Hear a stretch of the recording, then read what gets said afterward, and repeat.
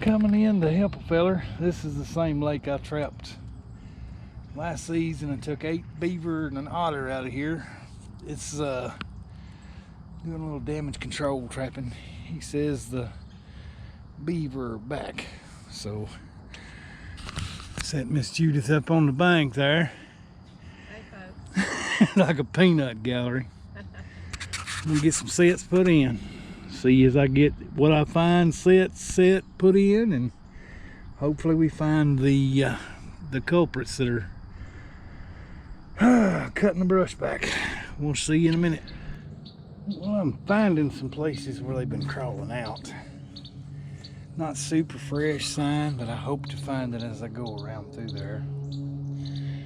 And just helping the old boy try to maintain his levee system and to keep the beavers from just destroying it. But they had started a castor mound here, and I took and pulled all the leaf litter and mud out from underneath this and dug a hole where if they're going to approach up here to scent check the castor I'm going to put on it, it's going to be a hole that they're going to climb over and then down into the hole. So I should get a front foot catch, and I'm going to put my Alpha Delta castor lure on the mound. They're climbing in and out right here a pretty good bit, so this should make for an interesting video hopefully tomorrow. I'll get this set finished and we'll take a look at how it lays out. Where I got my jar lure right there, the Alpha Delta castor lure on top of that mound, is where I'm actually going to put the scent that I'm going to put up there, but just not a whole jar. But you can see where the trap's going to be bedded right in here. We'll get that put in. We'll take a look at the finished set. Well, this is what I do. I've got the mound set right up there. About a 14-foot cable pulled all the way out here to this metal stake right here, out in deeper water. I mean, we need a longer cable where I'm at to get out into deep water, deep enough to get, to drown the beaver. And the little rods, they would still be up there. The cable drowners in my area is really the way to go if you're not using 330s. But right there's the castor mound. I'm set number 1 going in for the morning. I'll keep moving and see what else I can find. Found a couple of dens that got some fairly fresh sign of activity. One coming out here. Got a fairly wide ditch right in front of it. And I know I'm going to set that one. This is a big old wide ditch. I'm going to set a 330 right in the mouth of it. And right here, I have a den coming out right underneath that mud shelf right there. I'll put a 330. Hopefully you can see it right here, the hole in the mud shelf. I'll put 2 330s in right here. Just stuff them in as tight as I can get them to the hole entrance. And move down, see if I can find some more. See, when me and Judith got here, I heard something over here pop its tail. So I figured it probably went up one of these 2 dens, so we'll find out. There's the one where the entrance was slightly above water, and the ditch running out of it is about 2 foot deep. And I took the H stand and the 330, centered it up right in that ditch.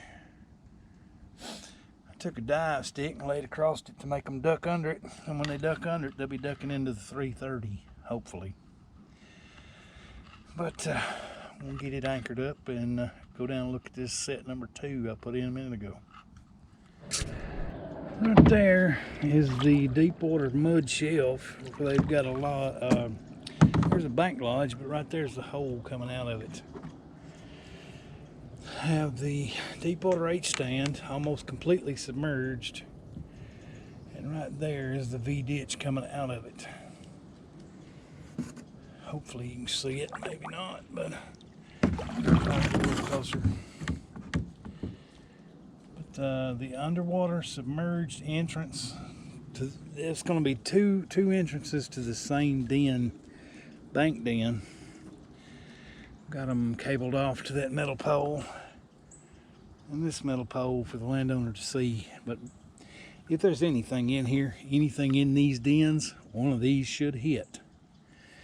They can't get around that one, and there's a dive stick on top of that one. We'll move down. I was over here just paddling around looking at the sign. If you can see all them claw marks in that mud and all the, it's just incredible amount of muskrat sign.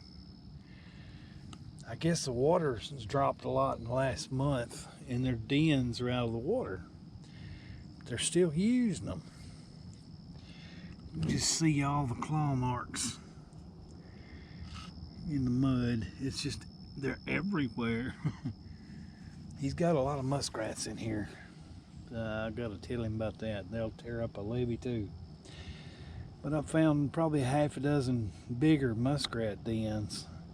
Might have been beaver dens at one time, but the muskrat are using them now. That might have been what he's been seeing, but we'll find out.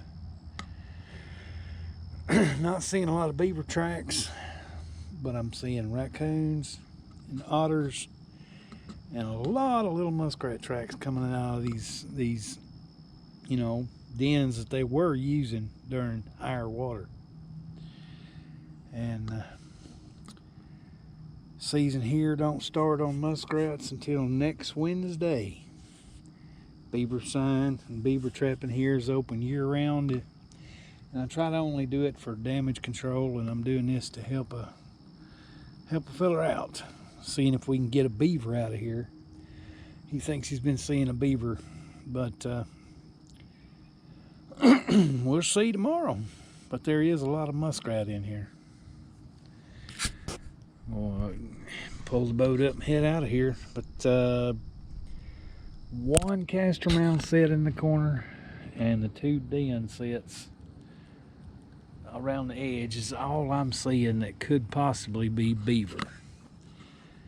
And we'll find out tomorrow. We'll head out of here.